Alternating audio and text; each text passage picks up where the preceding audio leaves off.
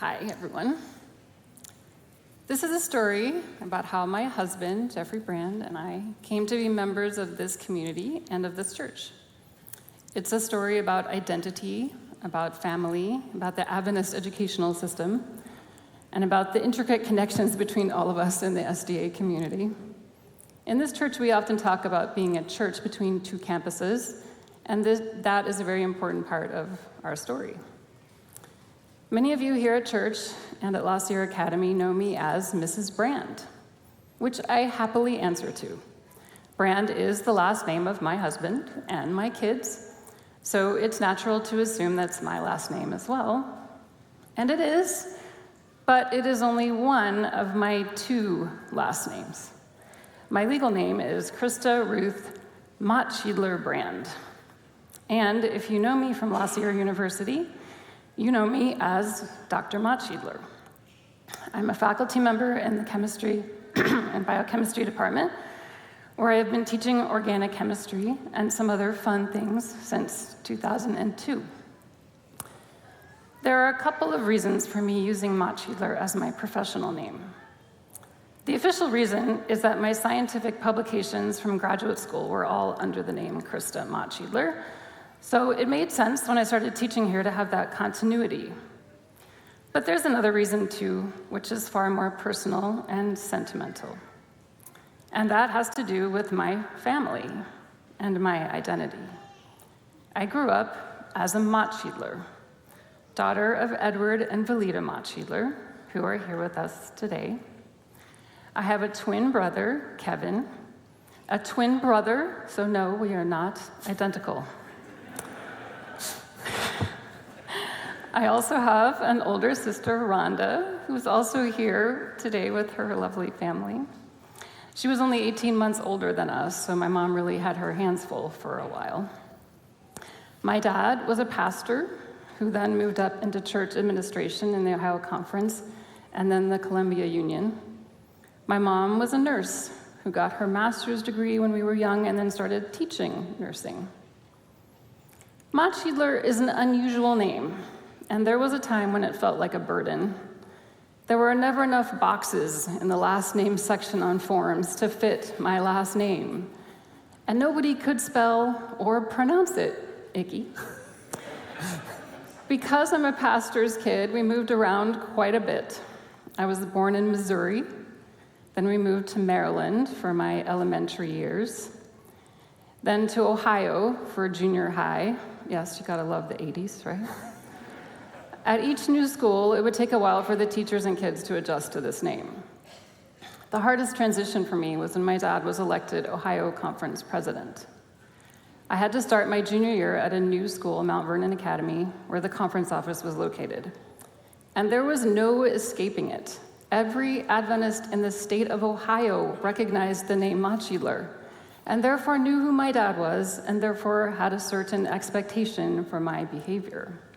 It created quite a spotlight on me, which was not always welcomed. But 2 years later, I went to Andrews University in Michigan for college. After 4 freezing cold winters, I was ready for a warmer climate, so I applied to a number of chemistry graduate programs in Southern California, and then chose to pursue my PhD in chemistry at UCLA. I now believe that this was one of the many times in my life when God helped me to make a decision that would put me on a path to where I was meant to be. While I was at UCLA, I spent a lot of weekends out here visiting friends and family in the area. One of those friends was Janelle Vassar Stevenson, who kept telling me about this guy, Jeff, who was a good friend of her brother, Victor. They had all known each other since they were little kids in Massachusetts. This is Jeff with his sister Heidi and Janelle and Victor. And she just had a feeling that he was the right guy for me. Arrangements were finally made for a date. But then Jeff had a mountain biking accident the morning of our date and ended up in the hospital with a broken clavicle, scapula, and rib, and a punctured lung. Janelle and her husband, James, convinced me to go with them to the hospital to see Jeff by telling me that it would make a great story to tell our grandchildren. And our girls are very tired of hearing that line. Several weeks later, we had our official first date, sitting near the back on that side of the church for the candlelight Christmas concert. It took me 3 hours in horrible Friday afternoon traffic to get here from Westwood, but it was worth it. When we decided to get married, I had a big decision to make. What was my married name going to be? Younger me would have jumped at the opportunity to shed this big, cumbersome name for something as easy to spell and pronounce as brand. But older me realized that I didn't want to. I wanted people to still be able to make a connection between me and my family. The Motschiedlers are a pretty small clan here in the US, and all of us are closely related and can trace our ancestry to Dietrich Motschiedler, who immigrated to Baltimore from Germany in 1881. I loved it when I met somebody new and they said, "Oh, Motschiedler, are you related to insert name?" And it was usually my dad that they asked about. And I was always proud to say yes. I'm proud of the church leader that my father was and is. One of the many reasons for that is that he has always been a strong advocate for women's ordination. And even in the late 80s in Ohio, was actively recruiting and hiring women as pastors. Notably to this university, my dad was the conference president who recognized the amazing promise shown by a young student at CUC named Kendra Holoviak, now Dr. Kendra Holoviak-Valentine, and hired her as an assistant pastor in Kettering, Ohio. So, I decided to add Jeff's last name to mine, but not to give mine up. I became Krista Motschiedler Brand. And so I can still discover those connections with people that might otherwise go unexplored. And my parents tell me that it happens to them now, too. People hear their last name and say, "Oh, are you related to Dr. Motschiedler at La Sierra?" This includes physicians at Loma Linda who were my organic chemistry students. When Jeff and I got married in October of 1999, the siblings... Easy decision for me. The siblings who made the connection between us, Janelle and Victor, were both in the wedding party. They're on the far right and left in this photo. Also at that wedding were Dr. Larry Garrity and his wife, Jillian, who are friends of the Brands from the Garrity's years at AUC. When they came through the receiving line, I can still clearly remember Dr. Garrity, who was then president of La Sierra, asking Jeff if he was planning to stay in California once he was done with his residency. Jeff laughingly told him that if he gave me a job teaching chemistry at La Sierra, that we would stay. It turned out that Dr. Garrity took that statement seriously, because it was only a few years later that I got a call from La Sierra. So, for all of you who have appreciated my husband's involvement in and commitment to this church and to the academy, you're welcome. We came here initially only because of my job at the university. Jeff had never intended to stay in California. But when I was offered a job at La Sierra, he was thrilled and supportive. We both knew that it would be far easier for him to get a job, literally anywhere in the country, than it would be for me to find a teaching position, particularly at a school like La Sierra. It felt like God had guided me to this opportunity. I had a wonderful experience as an undergraduate at Andrews. I was supported and encouraged by the faculty in the chemistry department in a way that was truly life-changing. I wanted to teach somewhere where I would have small classes, be able to get to know my students, and have opportunities for mentorship. And I have found all those things. I have been blessed to have wonderful and supportive colleagues and friends in my department and across the campus. But I have to say, as fantastic as my coworkers at La Sierra are, the central reason I have stayed there for 23 years is the students. They are the reason I go to work every day with a smile on my face. Well, let's be honest, most days. Even though I'm an introvert, when I get in a classroom with a group of students and I get to talk to them about organic chemistry, I'm excited. When a student walks into my office with a list of questions, it makes my day. For all the college students out there, I can't say this enough, go to office hours. We professors live for this. And if you are someone who writes thank you notes, I will keep them. As a way of passing along the hospitality and generosity that was shown to me at Andrews by my teachers, we have been intentional about reaching out to college students. A number of years back, when our girls were young, this church started a program called Food Frenzy. Church members were encouraged to invite university students to their home for Sabbath lunch, and so I started inviting the students in my classes. These are some photos taken at one of those early lunches by Ashley Sumilat, one of my former students who's now a dentist in the Redlands area. Even when the church stopped the program, we kept going. Except during COVID, we have hosted students at our home for Sabbath lunch several times every year. We've also inherited from Dr. Gary Bradley in the biology department the long tradition of hosting the fall quarter honors pizza vespers at our home. And the rewards of teaching are all clearest at times like graduations, where I can join students and their families as they celebrate their accomplishments. And just a couple of days ago, I was able to congratulate some of my students at their white coat ceremony at Lemelin University School of Medicine. And this photo is of my niece, Maya, who also got her white coat on Thursday. She's here today. And although she went to Andrews and didn't take OChem from me, we did have lots of lengthy Zoom OChem study sessions before her tests, so I think she counts as a former student.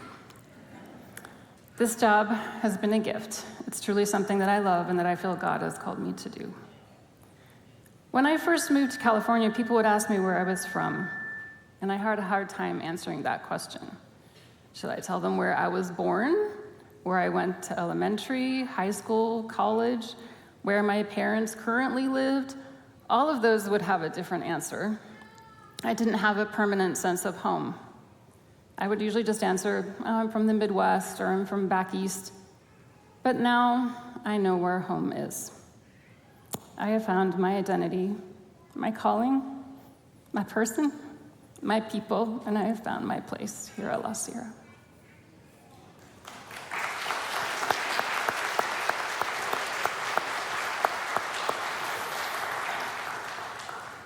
It's true, it was not my choice. I'm a New Englander. I'm a Minuteman from Massachusetts through and through. This is now mostly defined by lasting allegiances to a former life and time. And I say former, for I've now lived in California 10 years longer than I lived in Massachusetts. Unlike my wife, I never moved as a kid, so those allegiances run deep. My parents still live in the house that my dad, a carpenter and a general contractor, built in the early 1970s. They still go to the same Leominster church. My dad helped build that too. I spent the better part of my waking hours for 16 years in 4 brick buildings on George Hill Road in South Lancaster: Browning Elementary, South Lancaster Academy, the Science Complex at Atlantic Union College, and the W.G. Nelson Memorial Gym. A lot of hours in the gym. Not lifting, just basketball. There are other very deeply held and that's my 7th grade picture with Mrs. Siver. I'm down in the front in the middle. There are other very deeply held and lasting allegiances. The Red Sox, the Celtics, the Patriots, and the Bruins. Boston hockey, not UCLA, that's her, are my teams. The Garden is my arena, Fenway's my park, Logan's my airport. I don't really have the accent. The Mass Pike, Route 2, and Langan are my roads. That, by the way, is July 10. They won that game, number 7 out of 10 in a streak in July. It's my mom and dad in front of us. Yeah, Mass Pike, Route 2, and Langan are my roads. Robert Frost is my poet. Kilbourne is my hill. Kimball's is my ice cream. And if you know, you know.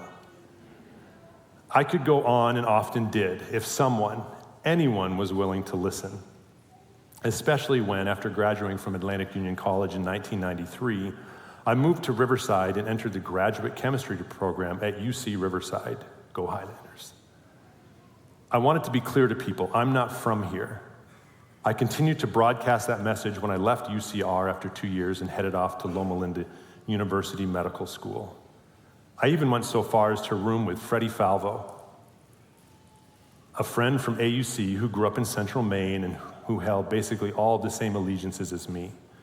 We were a duet of I'm not from here, although that picture's taken at his home in Redlands, so he stayed as well. So where am I from?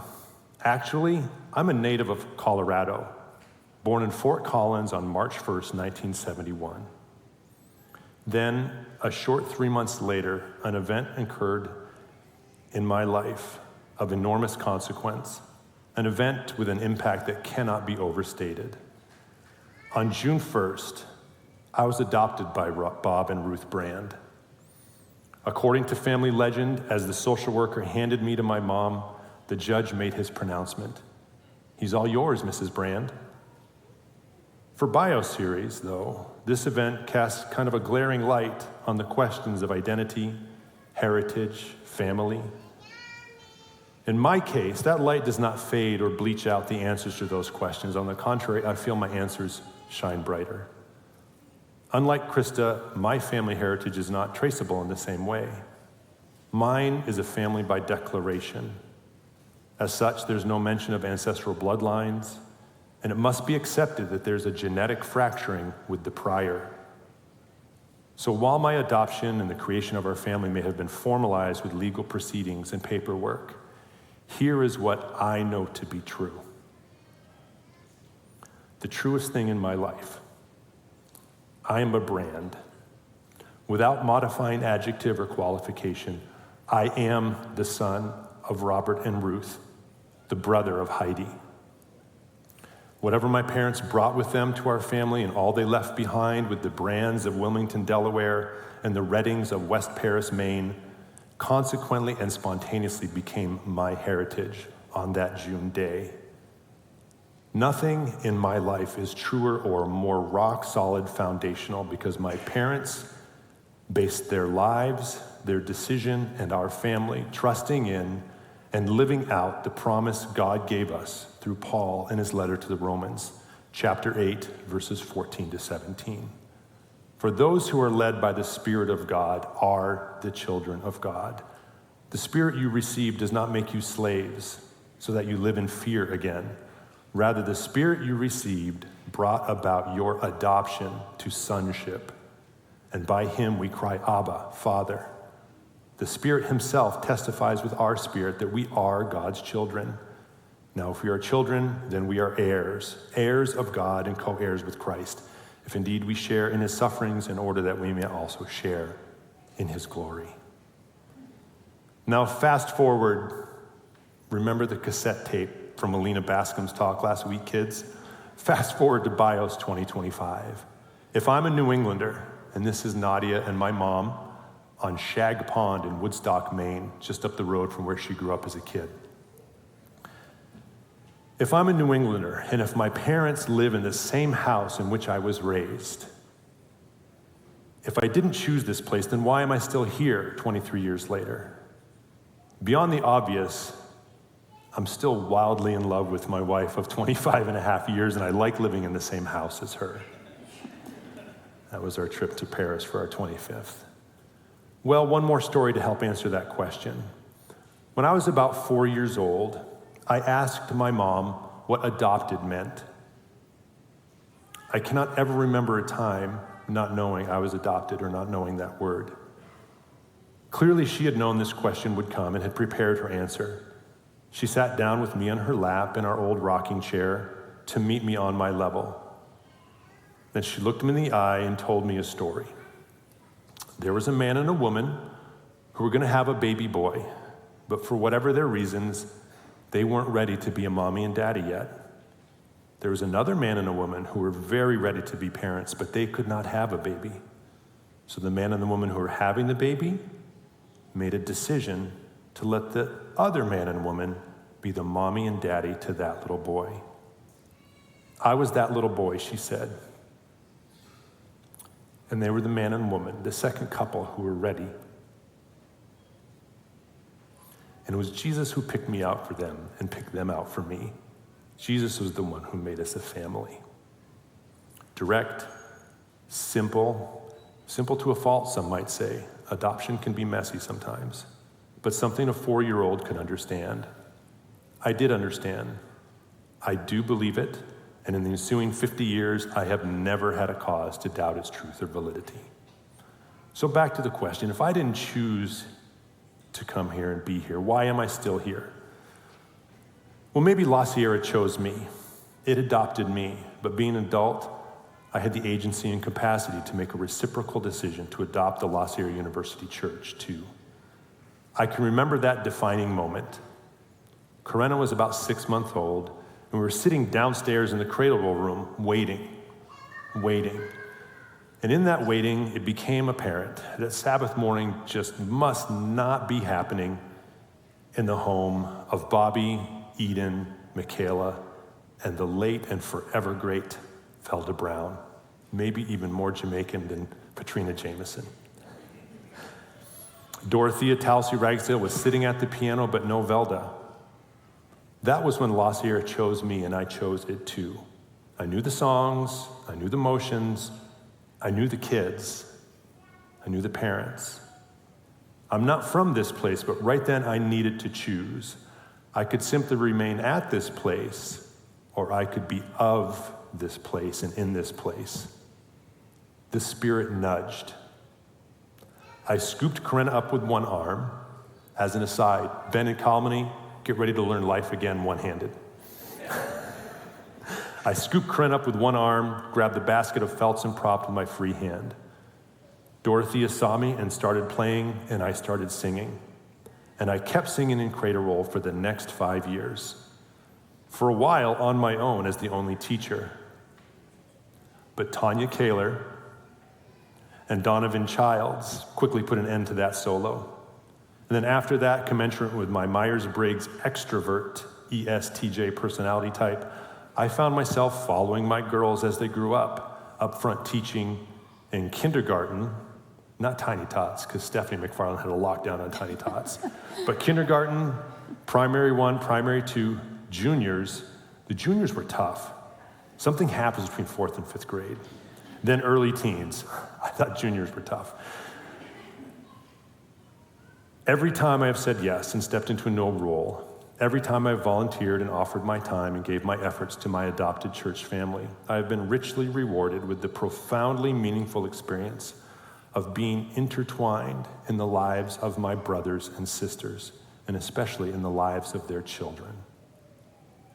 Being the church between two campuses, I went the opposite direction down Pierce Street of my wife, serving on the La Sierra Academy board, as assistant coach of the girls' basketball team, and as a chaperone and chef for Corinna's senior class trip to Lake Havasu, a role I'm going to reprise with Nadia's class in a couple weeks. And of course, for the last 8 years in my role as Pathfinder Director alongside my assistant, mi hermanita, Sarai Collar.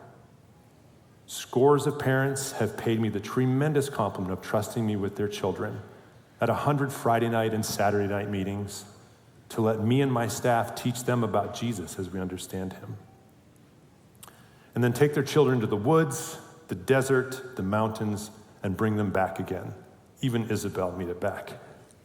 And I compliment them in return. Through all this time and involvement, I've been able to watch our daughters live, grow, and mature with a loving, fundamentally good, fundamentally decent group of friends at this church. Allowing myself to be adopted by deciding to adopt this church in return continues to give me a compounding return on investment that is incomparable, precious, and transformative. Thank you, Rondi Ostrip and Audley Stafford. It is here that I get to live out John Donne's poem. No man is an island entire of itself. Every man is a piece of the continent, a part of the main. If a clod be washed away by the sea, Europe is the less, as well as if a promontory were, as well as if a manor of thy friends or of thine own were. Any man's death diminishes me, because I am involved in mankind. Therefore, never send to know for whom the bell tolls. It tolls for thee. So ask again, who am I? Where am I from? I'm Jeffrey Brand, Bob and Ruthie's boy, son of the Most High God, and I am from the La Sierra University Church of Seventh-day Adventists.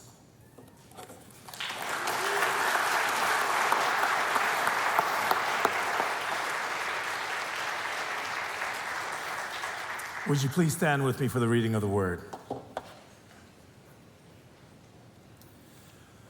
So she said, look, your sister-in-law has gone back to her people and to her gods. Return after your sister-in-law.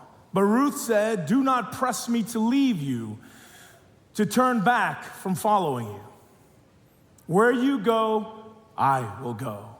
Where you lodge, I will lodge. Your people shall be my people, and your God, my God.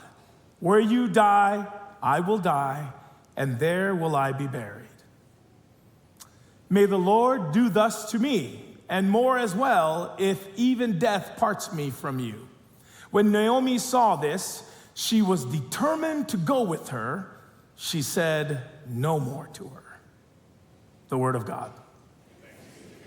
Please be seated.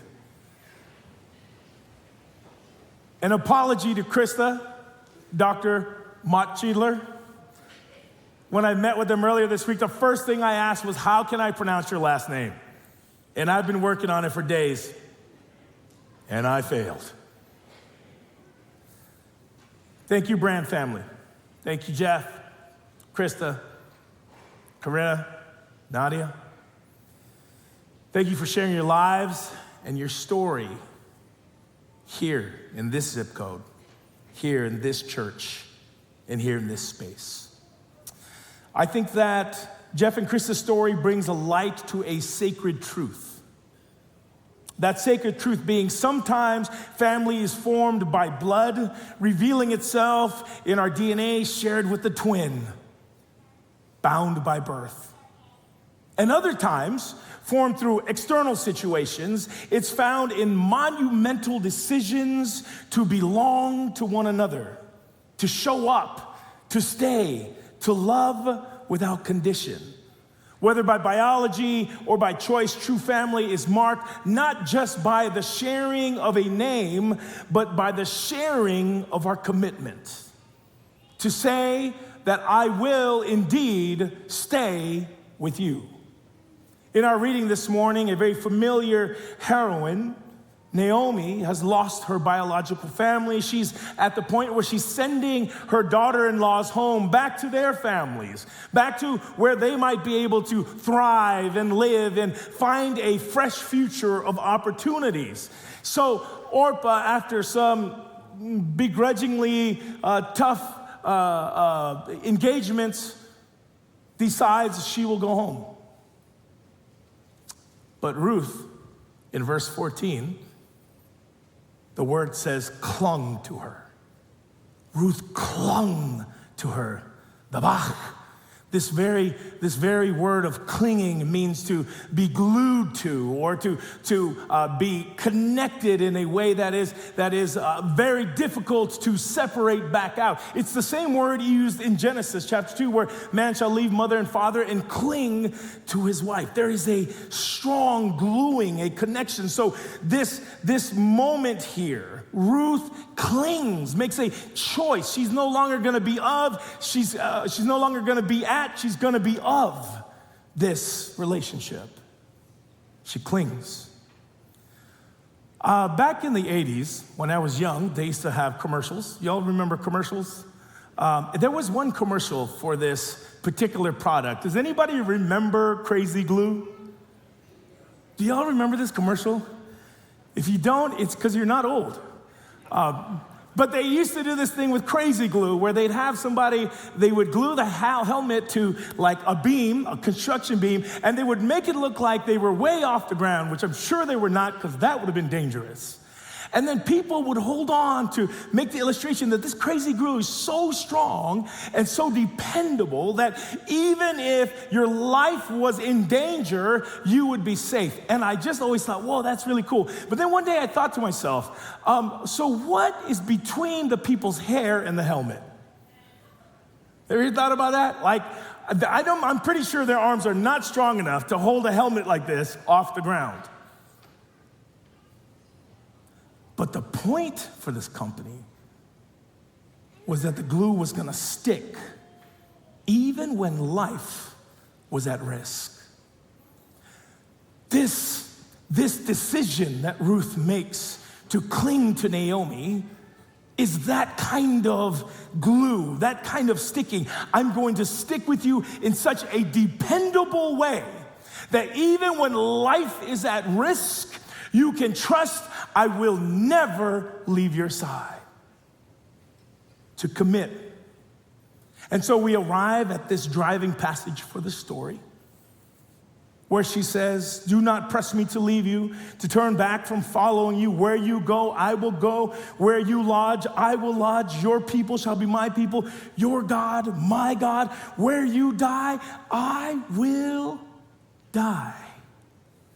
This commitment is a calling of deep resolve to the community together through the thick and the thin. It's the I'm going to be here with you. I choose this place every day, and together we will surge past just our preferences and just our interests. It's going to be deeper and more beautiful and more rooted as a community. It includes the little things, the little preferences, the choices. But really what it does is transforms the large pieces. It's more than just a quenching by Kimball's ice cream, Jeff. It's more than the preference of the Logan Airport. It's more and deeper of a desire than the loyalty, Jeff, to your Lakers, to your Celtics. It's a deep yearning. It's a deep resolve. It's a deep commitment. Ruth committed to melding her life with Naomi to the point of living and dying. She says, I'm coming with you. Where you go, I will go. This isn't just about us aligning our options and our preferences and our choices and things that we like. No, this is you and me saying we will do life together. We will commit to it. We will belong. And that belonging has a cost. That belonging has a cost. To commit in such a way is to risk comfort. And to commit in such a deep way risks profit. It will always risk comfort. It will always risk profit. You say, the command was, go home, my daughters. I have no more sons for you. Naomi had nothing to offer Ruth. There were no new sons. There was no hidden wealth. There was no promised land or shelter. And in these days, threatened by the patriarchal dominance of violence, to be two fragile ladies is no winning hand.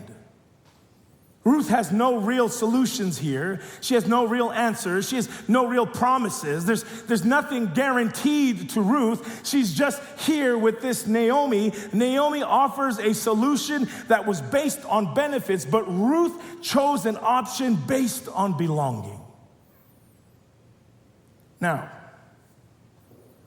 she committed not because it was profitable, but because it was faithful. We live in a world where options are galore, upgrades are ever about us. What does it look like for us to say, we are going to do life together? To commit, to resolve that this is our place. I will stand with you. I will serve with you. I will care for you. You and I are one people. We may not always agree on preferences and choices and ice cream, but on the big, deep, profound things, we will stand together. So, This New Englander and then this Midwesterner traveled a far distance to a Moabite state named California,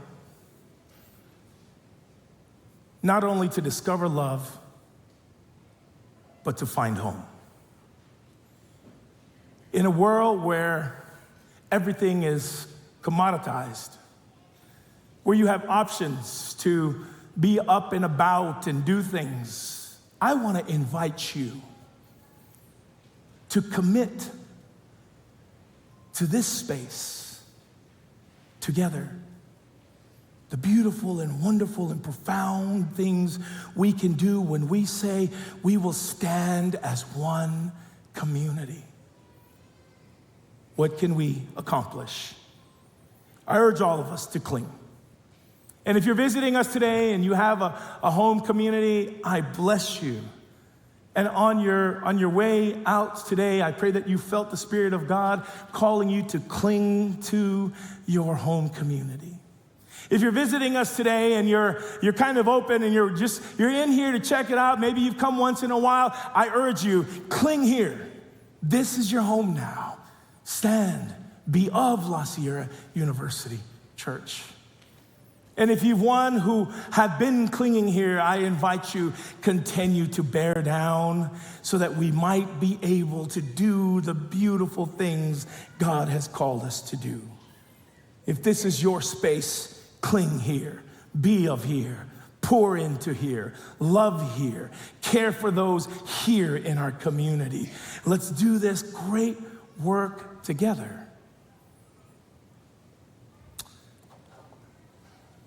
I have a simple project for you that we can start with. One simple project as we close. We have 100 backpacks we need. We've got a few now. If we all pitched in, we can have this covered. 6 of these backpacks will go right here to the Sierra de la Vista community of families who have students that are going to be starting school very soon that need these backpacks. They don't want the backpacks, they need the backpacks. Some of our families, we get to want things, these families need them. Committing to our space. And then we're going to carry 40 more over to the county foster families.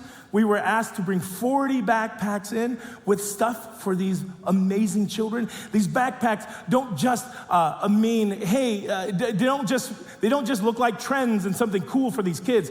When they open these backpacks, this is literally the future pouring out into them. This is paper and pencil and life, and they see it, and there's a possibility that it creates a bridge from the moment they are in to who they are going to become. Church, we can get 100 backpacks, can't we? Somebody say amen.